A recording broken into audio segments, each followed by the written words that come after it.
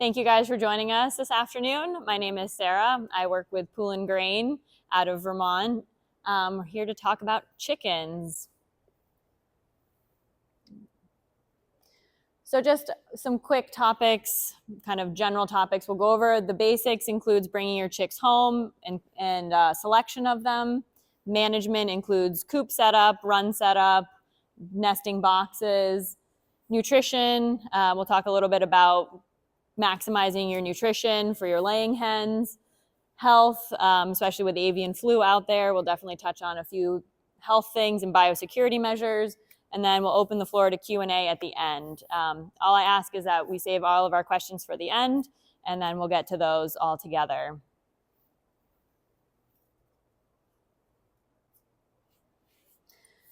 So first step, picking your birds. I think a lot of people that are here currently have birds, but if you're thinking about getting them, this is where you need to start. So first question, what do you want from your birds? Do you want meat birds or layers? Most people right now are interested in layers because of egg prices.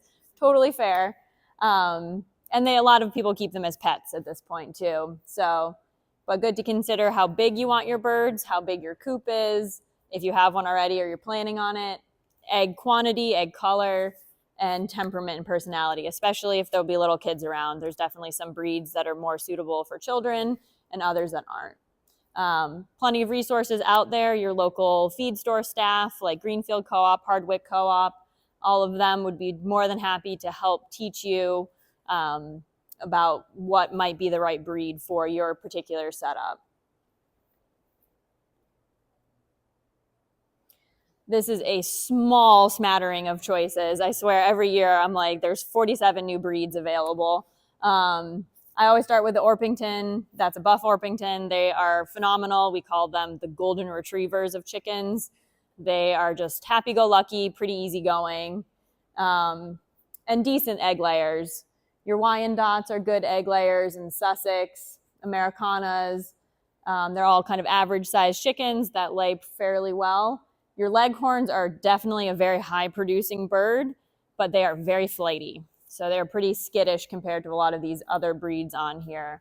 New Hampshire Red, Rhode Island Red, those are also very good layers, can be a little more standoffish, and maybe the Rhode Island Reds have a penchant for being extra jerky.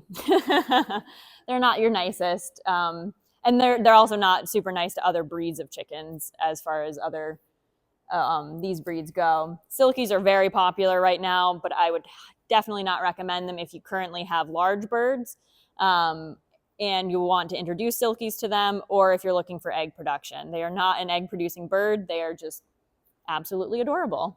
But because of their small size, them, bantams, they tend to get picked on by the larger birds. So I recommend if you are interested in smaller birds and you already have larger, plan to keep them separate so you don't have any accidents.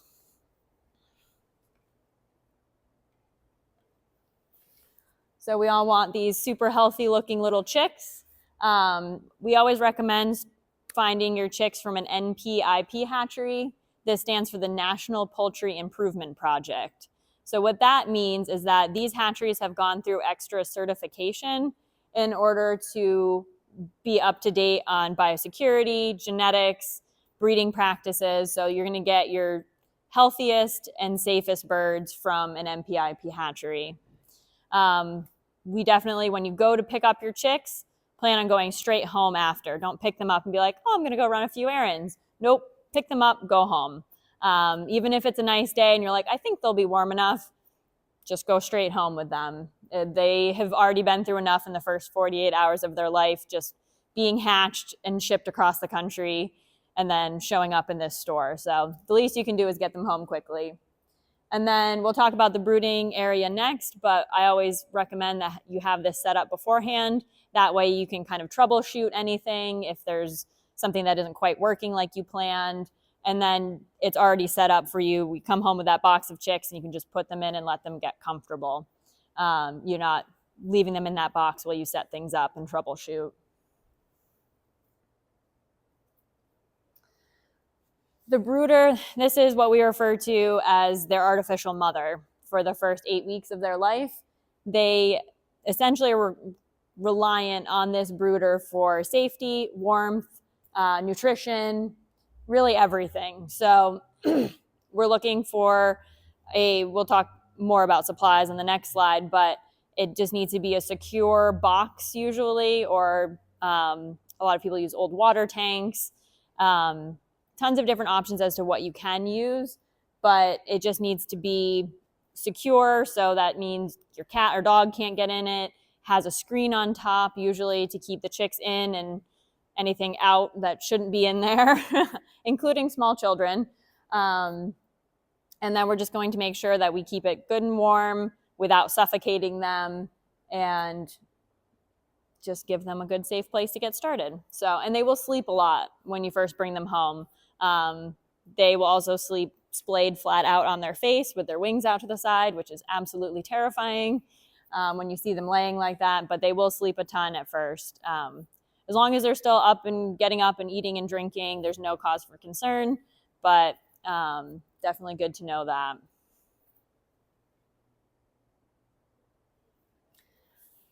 So brooder supplies, we're looking for 2 to 3 square feet per bird. This is probably the biggest thing that I have customers that run into. They think that the chicks are going to be this tiny little size for a very long time, and that is absolutely not true. They grow very rapidly, hence the 2 to 3 square feet per bird right from the get-go. Because, you know, if you stick 6 little chicks in there, they're going, yes, look very tiny at first, but as they grow, all of a sudden it'll get quite crowded in there very quickly. If it can be circular and not have corners, that's ideal. Not a requirement, but definitely helpful.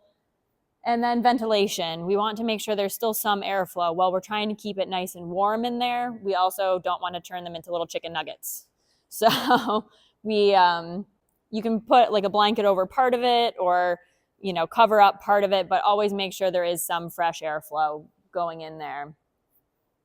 Next most important thing is a heat source. So we have the traditional infrared heat lamp that comes in like a metal shade and can clip onto the side of a container or water tank. With those infrared heat lamps, I always recommend attaching them several different ways, whether you use zip ties or some other method of attachment. As you'll see in the next slide, there's some different ways on that slide as well. They're just a huge fire risk. So just 1 or 2 other extra ways, keeping that attached will definitely help avoid any catastrophe.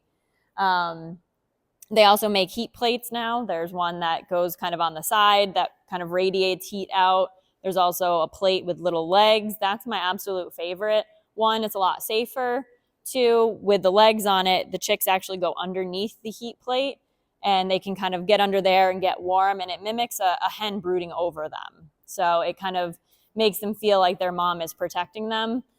So definitely a good investment for that. Also, pro tip, because the heat is concentrated in one section of the brooder and they'll go away from it to eat and drink, they'll actually feather out faster. So they'll grow their adult feathers faster because of that temperature change between the heat plate and where the food and water is. So pro tip there. We'll need a waterer, feeder, bedding and litter, thermometer to measure the temperature, because we're coming out of winter, so let's be honest, anything feels warm to us right now, even temps that are far too cold for the poor little chicks. So definitely having a thermometer is good. Stress pack, these refer to, they're called Save a Chick. They're little packets of either probiotics or electrolytes. The electrolyte is my absolute favorite. It just gives them a really good jump start. We'll talk about it a little bit more in water section, but definitely a good thing to have around. The feed that you're going to use for them, and then a screen, like I said, keep those chicks in from when they start bouncing and flapping around, and keep predators out. So here's some brooder examples. I highly recommend removing the cat. Don't leave the cat in the brooder. Moon would like to pretend he is a chicken as far as he's concerned.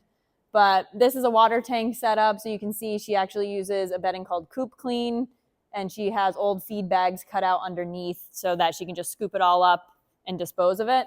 And even in this small of a space, she still has 2 waterers and 2 feeders. So just because of the volume of chicks that she has in there, people come and pick them up quickly.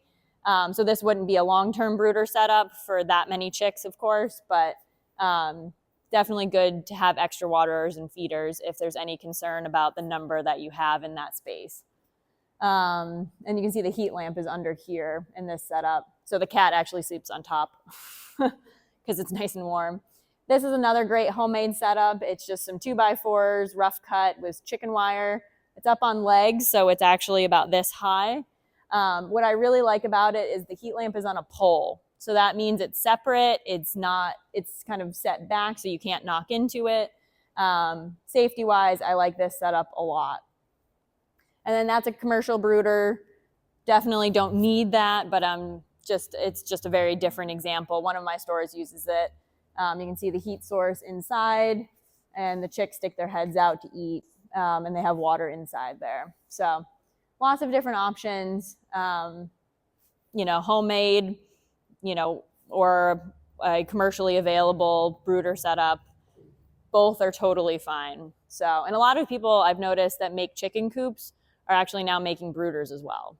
So I've noticed that this year in particular, maybe because everyone wants chicks this year. All right, water, absolutely the most important thing for these chicks. If they're not drinking, they will not eat. So when people are like, I see them eating, but I don't see them drinking, I'm like, well, if they're eating, then they're definitely drinking. So good to know that they go hand in hand. We want to make sure that their water stays nice and clean and are refilled on a regular basis. Don't look at it and go, that's close enough. They'll be fine for the night. Just go ahead and refill it. They drink far more than you expect them to drink.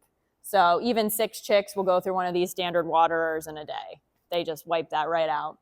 I also recommend that the water is brooder temperature. So making it nice and warm actually reduces the shock of the water to the chick's digestive tract, and it helps reduce your incidence of pasty butt, which if there's questions about that, we can talk about it at the end. So pasty butt is essentially a plaque that forms of manure on their backside that means they can't pass more manure.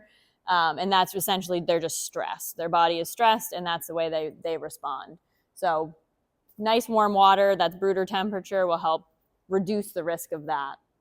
And also picking it up a little bit off of the ground will help encourage them not to bathe in it. So putting like a little piece of wood underneath it. They also make ones that are like drinking cups, although you'd have to teach the chick how to use that. Anything you can do to keep them from getting in it. If you're getting ducklings, forget it, it's a lost cause. They'll be in it no matter what you do. Usually if you're buying from a store, the store will teach the chicks how to drink because they're coming in without a mom to show them what to do. The store actually takes the chick out of the box, and before they let them go, they dip their beak in the water a couple times until the chick starts drinking, and then they let them go. So just showing them. And that's the other reason why it's good to have multiple waterers, because if they can't find one, maybe they can find the other one.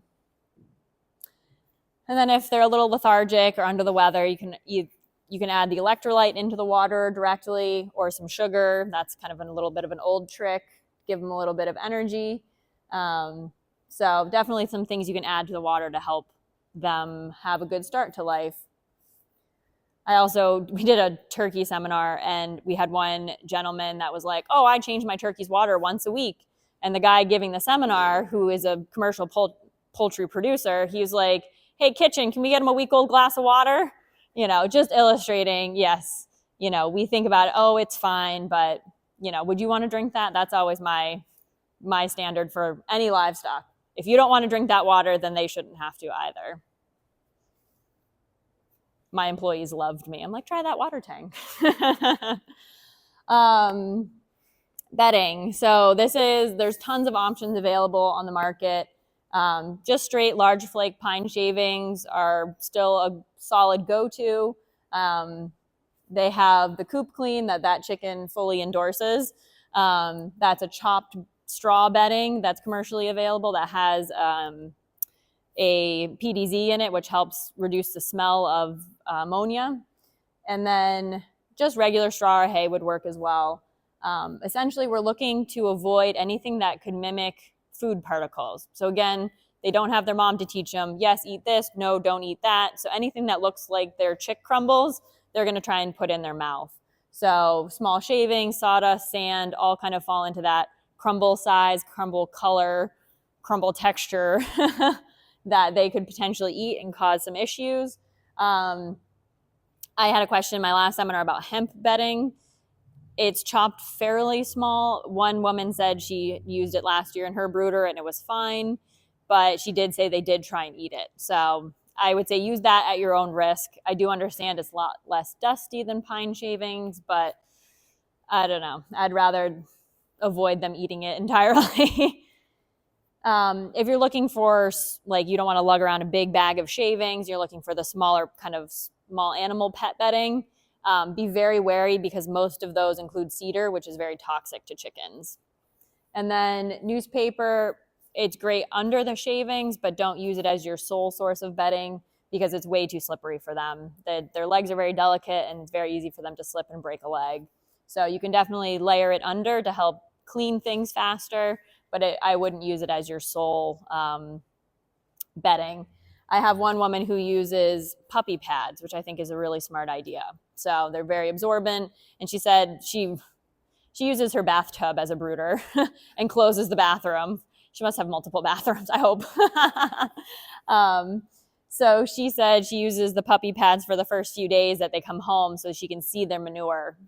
So she just uses the puppy pads so she can monitor them pooping. And then once she's ensured that they're all doing well, then she beds it with some shavings over the puppy pads.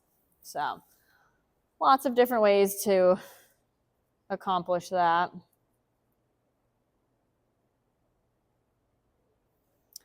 So ideal brooder temperature. So even though we're starting to feel a little bit like summer, it's definitely still winter in New England. So we're going to go with the winter column, which for the first week, that brooder needs to be at 95 degrees. So it is toasty. And this is where the thermometer comes in handy. So drops 5 degrees for every week after. Usually around the 6-week mark, they're feathered enough if they're still inside that you don't need to have a heat lamp on them. But definitely consider if they're located in your garage or basement where it could get colder, they might need something else at night.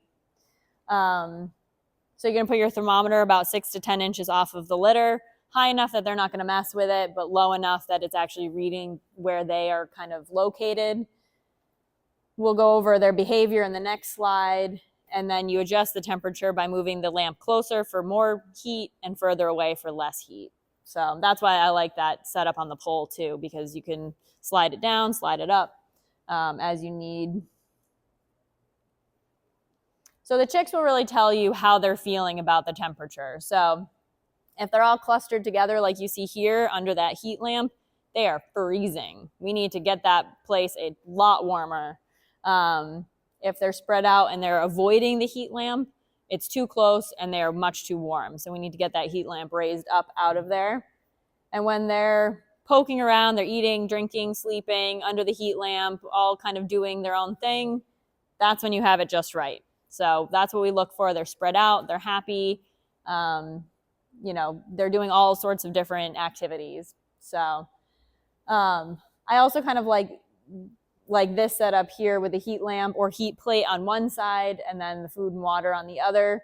So the warm up versus cool down, like I said before, it helps them feather faster and kind of gives them ability to choose if they need the warmth or they don't need quite as much warmth.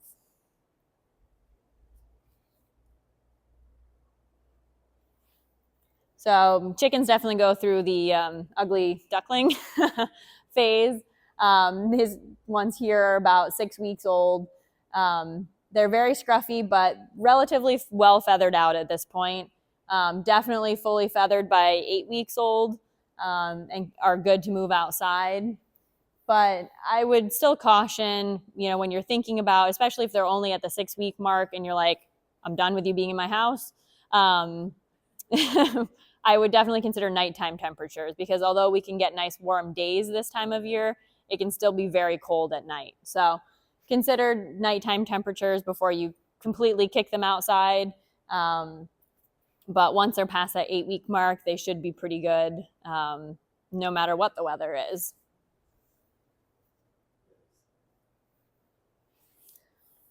So management. So this is when they're fully grown and they're ready to rock and roll and hopefully provide you lots and lots of eggs. So your average bird needs about three square feet inside the coop, but it's almost 7.5 if they don't have a separate exercise area. So I would say the run area would be at least the size of the coop, if not almost twice as large. But even inside, they need 3 square feet per bird. So that's quite a bit larger than I think a lot of people realize. And obviously, the bigger the bird, your Jersey Giants, your Bielefelders that are massive, they need that 4 square feet per bird. And then bantams and those smaller breeds, they can go a little bit smaller. I'm really wondering why leghorns have their own section here, because they are an average size bird. So I don't know why they were separated out. But most commercial poultry operations would be more along this line, that they just have one big area that they're in. So that's why we have the without the exercise area. But I think most backyard people, which this group would fall under, would have a coop and then a separate run area. So see some examples here. That one's the Vermont special, rampant all across northern Vermont. Not so sure about the weatherproofing. Might need some extra weatherproofing in the winter, but definitely good to keep predators out. They're certainly not coming up through that metal floor. But definitely the biggest concern beyond size of it is security, because we have a ton of predators out and about, and we just want to make sure that this run and coop situation will keep them safe. So lots of different options. This raised one is kind of nice because then you're cleaning at this level versus kind of stooping down and ducking into places. So lots of different options.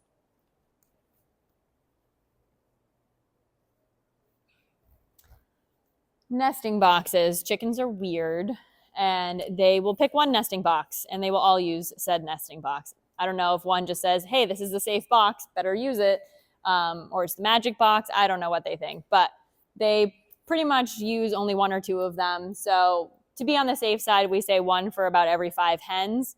So you definitely don't need to build them each their own nesting box, because you'll be very disappointed that they won't use it.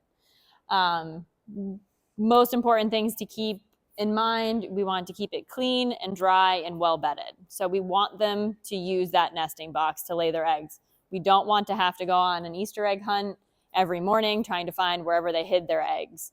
So if we keep the nesting boxes clean and dry and heavily bedded, then they will be more likely to use those. So, and again, there's a lot of different options for what we can use nesting boxes. Those are actually dishwashing pans from the kitchen sink, kitty litter trays, plywood. I know a lot of people take the 5-gallon buckets and just drill them to a wall. So lots of different options. I would always say keep in mind cleaning. So you want to be able to clean them out as quickly and easily as possible. So, and hopefully get eggs out of them as well. So you don't want them too tight that you're having to like take the bird out and then find the eggs. Like have enough room to be able to get everything that you need done in that space. And then molting. So about once a year, 12, 13 months, most chickens will go through a molting phase. What this means is that they lose some of their old feathers and regrow new feathers. So they will look very sad.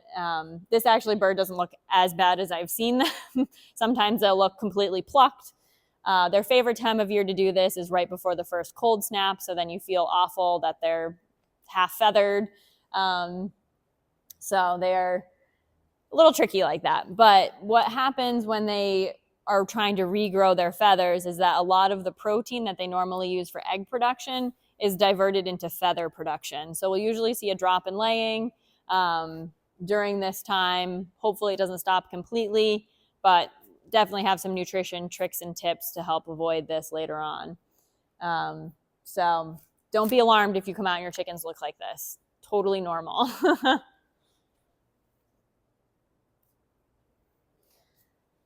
As I was saying, with the chicken coop decisions, predators are definitely a huge consideration. This is a small list. I'm sure that we can list off several others.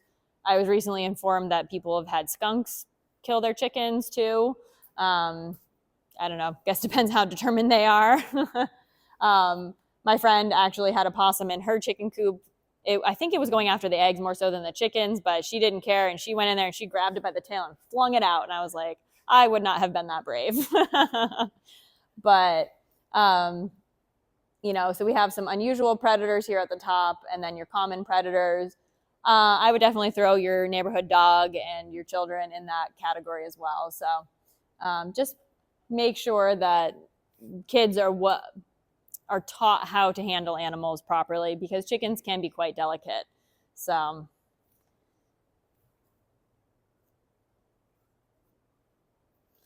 right, nutrition. This is my favorite part.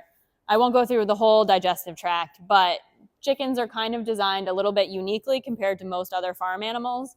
They are designed to eat a rather large quantity of food compared to their body size, and then flee and maybe not eat for a very long period of time. So I just want to touch on a couple of evolutionary features that have given them this ability.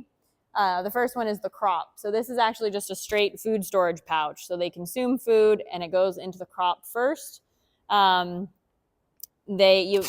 you'll see right after they've eaten, it'll bulge out kind of on the bottom portion of their neck. No need to be alarmed unless that swelling is hot or doesn't go down. Sometimes food buildup gets a little stuck in there and they get what's called sour crop. You definitely need to consult a vet on that one. I'm not well versed enough in it, but it definitely can happen. From the crop, it moves to the proventriculus. That's more like our regular stomach, into the gizzard. So the gizzard is why chickens don't have teeth, which is fantastic because chickens would be very alarming with teeth.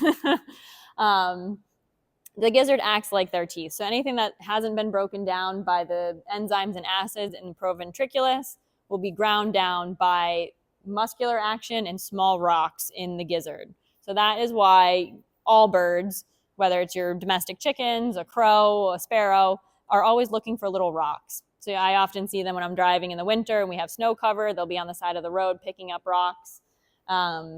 They're very clever about how they find these rocks, but they definitely need them to grind up larger food particles. So definitely a good thing. We'll talk a little bit more about grit later on. My final fun fact is that chickens can actually reverse their intestines. They can digest all of their food, have it pass through their entire intestinal tract, and then get to the end, and they can reverse it, bring it back, and digest it a second time. So that's break that out at your local dinner party. I'm sure they will love it. Maybe this is why I don't get invited to a lot of them. But that's my favorite chicken digestive tract fact. So a little bit just educating customers on feed options. So organic, that is a type of feed that has been produced from organic certified grains and sources, and then produced in a certified organic mill. So Poulin Grain does not have those facilities, so we partner with a local feed mill called Green Mountain Feeds. So anywhere that sells Poulin Grain has access to Green Mountain Feeds as well. They make a very high quality product for a very reasonable price. If you're worried and want non-GMO, I highly recommend you just spend the extra few bucks and buy organic, because organic has to be 100% non-GMO. Versus a product that's only labeled non-GMO can be as little as 7% non-GMO and still be sold under a non-GMO label. So that's my little soapbox on that one. I'm very against only non-GMO labeling. If you're worried about it, I definitely recommend doing the organic. All natural, this just means that no medications are used in the feed. All of our poultry products fall under that all natural category. We include a ton of technology, probiotics, yeast, essential oils, and many others that mean that they are actually more effective at keeping the chicken healthy than medication. So that's why we made that change about 30 years ago and haven't regretted it. Then you have your traditional medicated feeds. This is definitely becoming a little bit outdated. People are realizing that it is not necessary. The medication is very highly regulated by the FDA, and they're only allowed to put in enough at a subclinical level. So it's not enough to actually kill the infection. It's just enough to suppress it. So what we know about antibiotic-resistant bacteria, not an ideal situation to be having a ton of this around for those reasons, and it won't actually prevent a major coccidiosis outbreak. So those are the few reasons why we're not huge fans of the medicated feed, although there are still some people that insist on at least having a little bit of that. But we'll go over reasons why you don't have to. Some general feed guidelines. I just like touching on this. I find that a lot of people who are getting chickens may not have had experience with outside livestock in the past.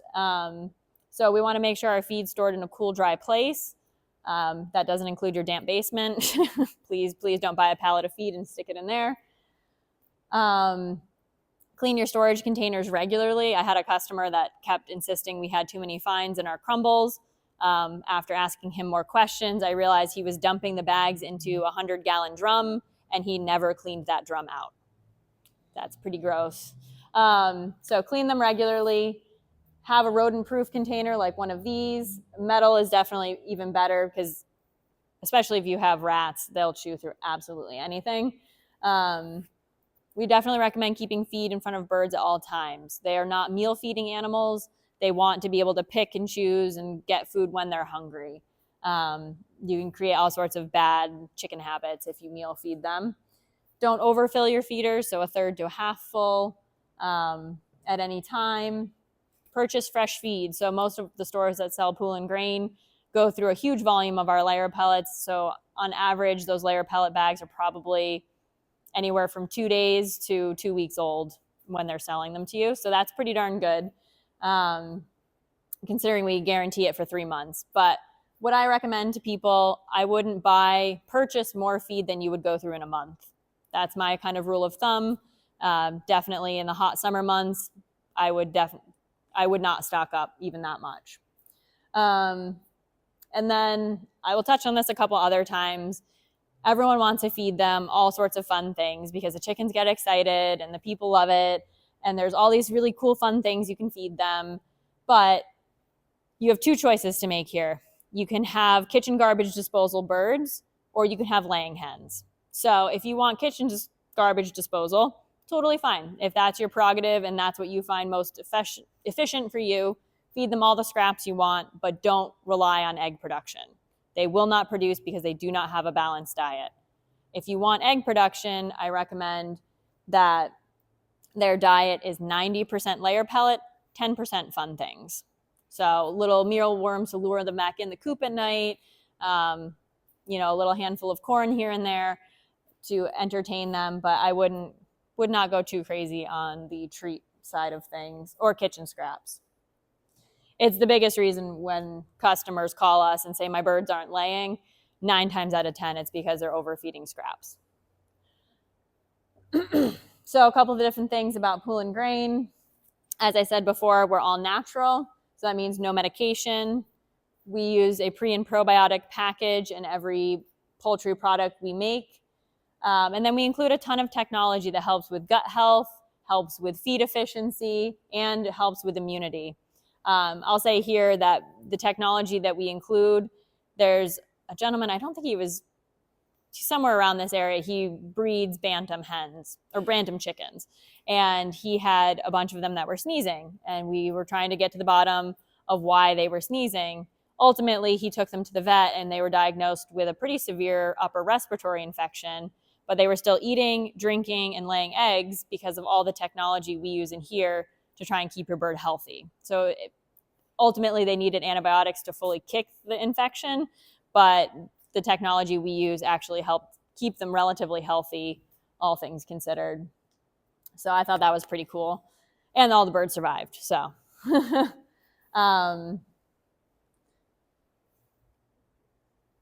So we'll start with some basic technology like the essential oils. They come from chili pepper, cinnamon, and oregano. There are a ton of videos on TikTok that are like, add red chili pepper flakes to your chicken's feed. If you feed Poulin, you don't have to. Just eliminates that step. Helps with feed efficiency, helps with gut physiology, healthy gut lining. Oregano, actually, recent research has proven that it's a very effective antibiotic, natural antibiotic. Works quite well. We use it in several other young animal feeds that we produce. So my all-time favorite comment when talking about the essential oils is I had a gentleman raise his hand and go, so you're telling me my chicken seasoned from the inside out? I was like, well, if you're going to eat them, yeah, I guess so.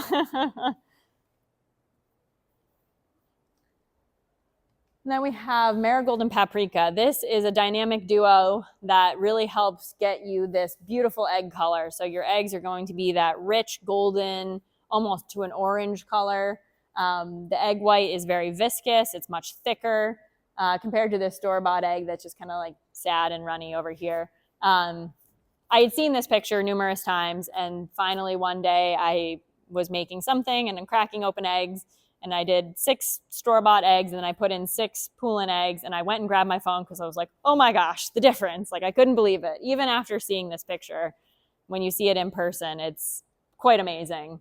And also helps increase the lutein in the egg, which helps with human eye health. We had one customer who swore he didn't have to have eye surgery because he ate lots of Poulin-fed eggs. I was like, all right, whatever you need. I'm not sure your doctor agrees with you, but but he was very excited about that. So yucca is actually the main reason why we don't have to have a medicated feed. Yucca is a really fascinating plant. So not only does it help with gut physiology, nutrient absorption, and increased weight gain, it also reduces ammonia in their feces, and it inhibits the development of coccidiosis. So that bacteria does not like yucca. Yucca actually kills it more effectively than Improlium, which is the medication that they use in the feeds. So research proven to be more effective at killing coccidiosis than the medication. So huge piece as to why we have it in there. Does lots of cool things. So yucca is very key to having healthy chickens.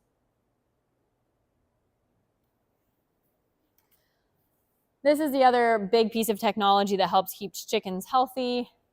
It's called MOS, stands for mono-oligosaccharide. And what that is actually an inorganic piece of a yeast cell. So it is not digestible. It just floats through the chicken's digestive tract, and it actually blocks bacteria from attaching to their gut lining. So it's a really kind of simplistic way of keeping a bird healthy, but it is very effective. We actually use it in all of our young animal starter feeds because of how effective it is, especially for it being a relatively inexpensive piece of technology. It does a great job at keeping these birds much healthier. So all of the technology we talked about is in our layer feeds. Everything but the marigold is in all of the rest of our feeds. So we don't include marigold because obviously that's more for egg laying hens. But everything, the turkey, game bird, chick starter, poultry grower, all has the rest of the technology that we talked about. So this is where we're going to start with our little chicks. I need to bug marketing. We actually have a bag with a chick on it this year. Very exciting, because a lot of people would bring this bag back and be like, it has a full-grown chicken. And I'm like, that's what we're going for. That's what it's going to look like down the road, I promise. So now we actually have a chick starter bag with chicks on it. It's very high in nutrition, 20% protein, high in lysine, which is your first limiting amino acid. So what that means is that if we include enough lysine, then that bird will be able to make all of the other amino acids that it needs. Without lysine, it can't produce all the other amino acids it needs. Therefore, it will leave it deficient. So, like I said, it includes all the technology, moss, prebiotics, essential oils, yucca. And then on average, we can estimate that each chick will eat about 2 to 3 pounds per week. So they eat a fair bit for not being very large. So I think a lot of people forget that and they want to buy the little bag, and I'm like, might as well just get the big one. So that's 16 to 24 pounds per chick for the 8 weeks that they absolutely need to be on chick starter. So it is totally fine if you don't want to think about it and you just want to leave them on chick starter from the day you bring them home until that 5-month mark when they're about to start laying. If you just don't want to think about it and want to keep them on chick starter, that is totally acceptable. But poultry grower is another option. So once we get through that initial growth phase, they really do most of their growing in that first 8 weeks. So from the end of that 2nd month to the 5th month or 6th month, depending on when those pullet eggs come, we can use a poultry grower. So this is a little lower in nutrition, a little lower in protein, a little lower in cost. So it's a cost-effective way to maintain those birds when they're not going through those big growth phases that they go through at first, and they don't need the high nutrition of a layer. I'm very leery. Every year I feel like there's a number of people that call in and tell me that they've started feeding layer feed to their 3 and 4 month old birds, which absolutely terrifies me because their kidneys cannot handle that level of calcium. So please, please, please don't put them on a layer feed until they're 5 or 6 months old. Everyone's like, oh, it's been fine. I've been doing it for years, but it's definitely too much for them, and we know that. So for your laying hens, definitely want to find a good quality layer pellet. The best way to tell quality is, like I was saying, first, high in lysine, so you're high in your first limiting amino acid, and low in fiber. So chickens aren't fiber reliant creatures like a lot of our other farm animals. So fiber for chickens is actually just a filler. So we want to look for a laying feed that is lower in fiber. That means the chickens will eat less, they'll get more out of what they eat, and won't cost you as much. So that's why it's definitely good to feed the higher quality feed. They'll start to lay around that 5 to 6 month mark. I can't speak to every other company, but for our company, the mash, pellet, and crumble are all the same nutrition, just different forms depending on your preference and your bird size. So we make the mash and the crumble for smaller birds that can't consume a large pellet, but the pellet is fine for most average sized birds. The daylight question. So chickens, their production depends on daylight. So they're a little bit kind of go into hibernation a little bit for the winter. As the daylight wanes in October and November, they will slow down laying, and they won't pick back up laying until February and March. So if you want them to lay consistently throughout those winter months, I recommend adding in a low wattage light bulb to come on a timer in the morning in your coop to increase your overall day length to that 14 to 16 hour mark. Why the low wattage bulb? That's because an LED light or a high wattage bulb can make them a little crazy. And I recommend using it in the morning because it makes the sunrise earlier.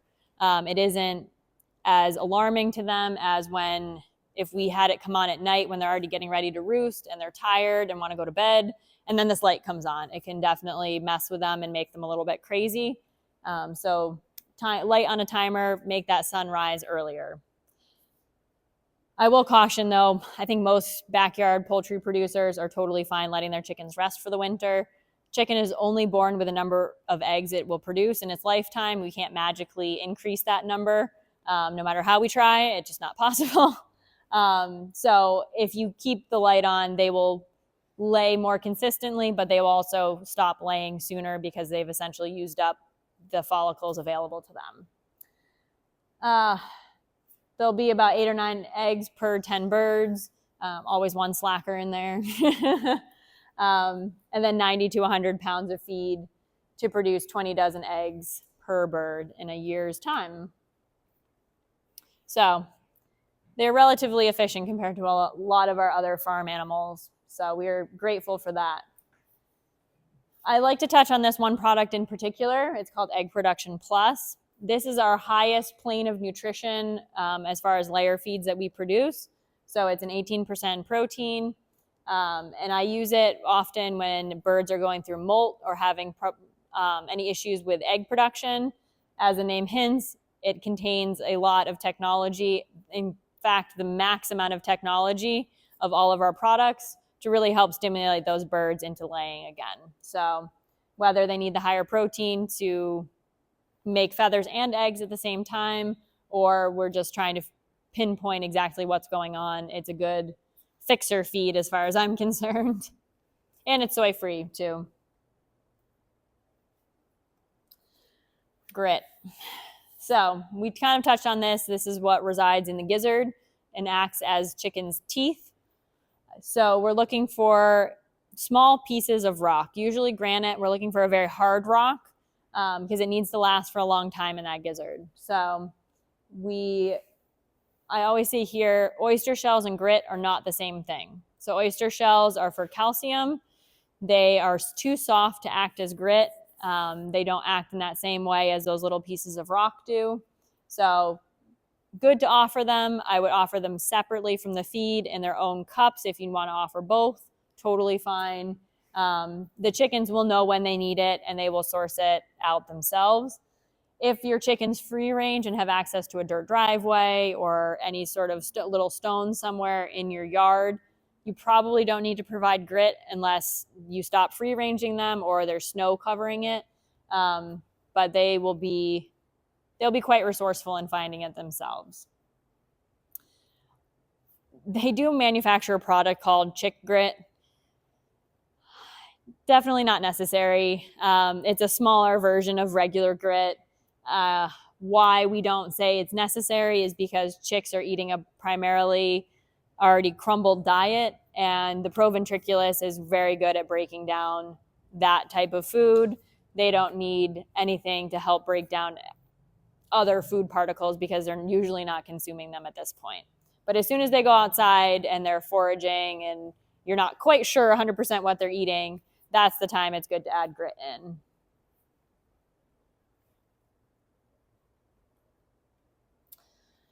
So I say don't feed too many treats, but then there's all these fun things you can feed them and do with them. So in moderation, 10% or less of the diet. Bagged treats, including mealworms.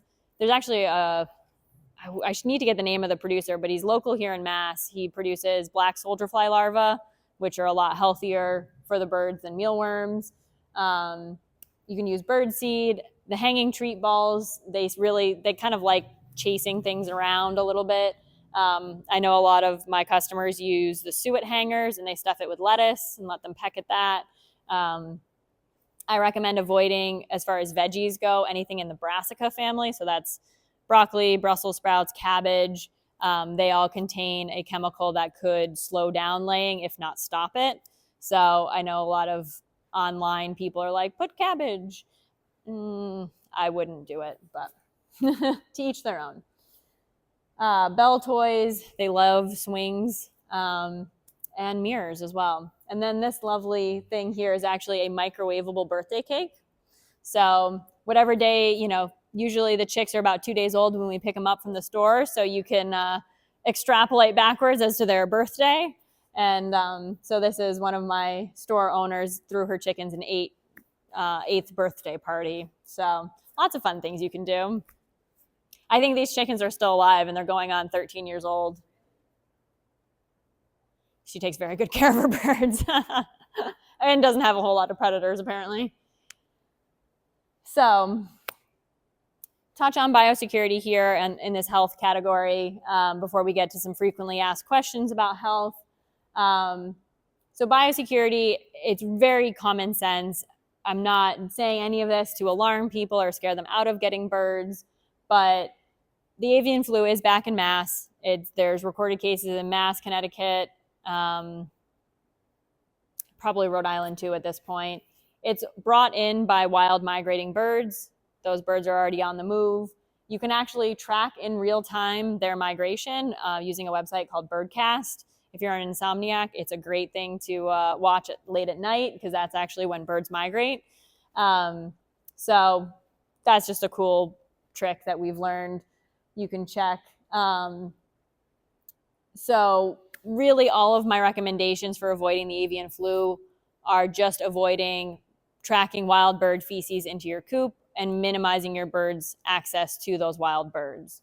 So the biggest thing you can do is have a pair of coop shoes or overshoes that only reside in the coop. So the main way that we transmit avian flu to our domestic poultry is we walk through our yard, step in wild bird feces, and track it into our coop. So she said the poultry expert we work with, she works all over North America, has been raising birds her whole life commercially.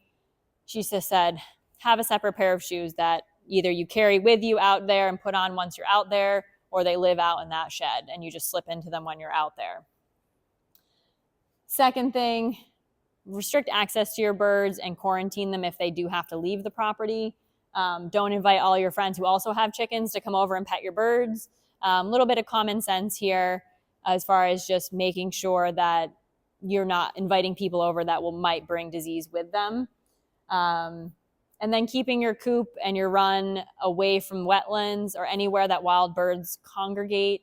Mainly waterfowl are the biggest concern. So if you have a pond on your property, make sure your birds don't go near that. Don't build your chicken coop in a wetland. Just common sense. And then if you find 5 or more dead wild birds on your property, we recommend calling your state veterinarian or your county extension office. There's also, through the USDA website, a very easy form you can fill out online that then they will contact you about it. We just want to keep our finger on where the avian flu is traveling, the prevalence of it, and just really try and keep a handle on it as best we can. And then essentially, these are some of the symptoms. Most often, you'll just find the bird dead. Unfortunately, very rarely do we actually see the other symptoms. So it's acting a little bit like COVID in the fact that it is much easier spread lately than when it first arrived over here, but it's not as deadly. So kind of moving along the same lines as most diseases do, but still deadly enough for our birds. We don't want to have to depopulate any flocks because of it. And then common health questions. We touched on the layer feed, that 5 to 6 month mark. So I really need to add this slide into the management section. Roosts are very important. Roosts are where your chickens are going to sleep. So if they don't sleep, they're not going to lay eggs, which we've had some customers find out the hard way. Their roosts were in places where the chickens didn't feel safe. They were either too high in the rafters or too close to the ground or didn't have enough space. And the birds actually quit laying because they were sleep deprived. So we want to make sure they're at least 2 feet off the floor, 18 inches from the wall. Obviously, they could go to the wall, but count in enough off of the wall because they won't crowd themselves up against the wall. And then 6 to 12 inches per bird. So kind of account for the number of birds you'll have and that roosting space. Bringing new birds home is always exciting. Definitely not a bad thing to do because they do kind of do the majority of their laying in the first 3 to 4 years and slow down after that. So not a bad thing if you want chickens, regular egg production to introduce new birds in. The best way to do it is once those new birds are old enough to be moved outside, wait till the evening, kick the old girls out, clean the coop, chuck the new ones in, put the old girls back in, and they'll be a little like, oh my gosh, what are you doing here? But because they're already ready to roost and go to bed for the night, they're like, fine, we'll deal with it in the morning. And then they wake up in the morning and they're like, wow, you're still here. And they kind of forget about it. So, but I will caution, pecking order is a thing. It's definitely a phrase that chickens fulfill. So there will be some little scuffles trying to sort out who ranks where in the pecking order. So just be prepared for that. Don't watch if you're going to be, I always told with horse people, I'm like, don't watch them figure out the pecking order. Just, I'll stand here and watch. You don't need to. Oyster shells and grit, not the same thing. We talked about that already. Why are my birds pecking each other? This is another very common question that we get. The top 3 reasons: you don't have enough space, it's too bright, so you're using a light that's too bright, or a heat lamp when it's not very cold. And that can really stress them out and they'll pick on each other. And then anytime that they see blood on another chicken, they are going after it and sometimes won't quit. So if a chicken does get hurt for any reason, I recommend using products. There's one called Blue Coat that is a blue spray, or Alu spray that's silver, and it just masks it. They're very attracted to that red color, but the blue or the silver, it doesn't make them as crazy. So you can kind of hide those injuries and let them heal without the other birds exacerbating them. And then there's a million reasons why chickens stop laying. Sometimes I feel like it's because they feel like it. But the most common reasons: molting, lack of light, so the October to April time frame. The other big reason is we find that people, I think, underfeed chickens. I don't know if it's because they're very little animals and they're like, oh, they don't need very much. But we recommend 1/3 to 1/2 pound per head per day to offer them. And then again, limiting those scraps and scratch and treats to under 10% of the diet, because that layer pellet is where they're getting their nutrition from. They're always going to choose to eat the fun things, the scraps and the treats, over the layer pellets. So if you're offering both and like, well, they always want to eat that and they don't want to eat the layer pellet, same difference. I would much rather eat a bag of Cheetos than a salad. So same idea, but I'm going to get way more nutrition from that salad. So all good things to keep in mind. Disease will keep them from laying. If they start sneezing or acting lethargic, definitely good to get them to a vet. As they age, as I said, they're only born with the number of follicles that they'll produce into eggs. And as they age, that gets fewer and fewer. Stress. This is a huge one. And this can be so many different things. Your neighbor doing construction, kids shooting guns off somewhere in the neighborhood. I had a guy call me and he was convinced the feed was making his birds not lay. And I was convinced that it was not the feed. So we went through and played 20 questions. Finally, he admitted that all of the birds in his neighborhood stopped laying, no matter what they were feeding. So like, here's your sign. It definitely was not the feed. But it made me think, okay, what would be neighborhood wide? And I immediately went to predator. So I said, why don't you put a game cam out? And sure enough, on that game camera, there was a Fisher cat and went skulking around every single coop in the neighborhood trying to see if it could get in. So all those birds were too stressed to lay. They were like, nope, we just got to stay alive. Don't feel comfortable enough to lay. So if they stop laying, it's always good to think outside the box and look at their entire environment and think about things that would be stressful to them, even though we wouldn't consider them stressful. Like, we know our neighbor is going to be doing construction. No big deal. They don't know that. So, and then egg eating, egg breakage. Some hens do develop this habit, usually accidentally, but once they develop it, it's very hard to break. The only way to break it is you have to be so on top of egg collection. You collect those eggs multiple times a day, try and get those fresh eggs out of there, and then put in a dummy egg. So those are very hard. They look like a real egg, but they're super hard. So when the chicken pecks it, it hurts. And they're like, oh, this is no fun. So I'm going to quit doing that.